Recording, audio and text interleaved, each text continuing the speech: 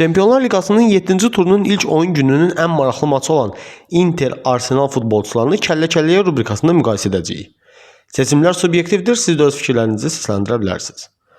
Qapıda Sommer Raya, məncə Raya, Akanji Saliba, mənim fikrimcə Saliba, Bastoni Gabriel Magalhaes cütlüyündə Magalhaes son dövrü zədəli keçirdiyi üçün məncə Bastoni, Dimarco Luis Kelly, burada Dimarco ağır olur və ona görə də məncə Dimarco. Fratesi Zubimendi, mənə görə ortada bir müqayisədir, ancaq Zubimendi. Barella Odegaard, əslində Arsenal uzun müddət Odegaardsız oynayır. Yəni demək ki oynaya bilər, ancaq Inter Barellasız olmaz.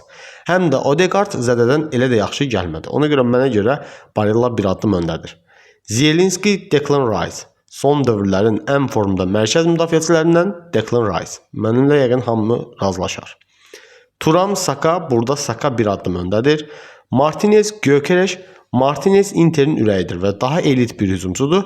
Ona görə Martinez həm də Gyökeres ona ödənilən məbləği qarşılaya bilmədi. Bu qarşılaşma üçün fikirlərim bunlar idi. Videonu bəyənib komment bildirməyi unutmayın.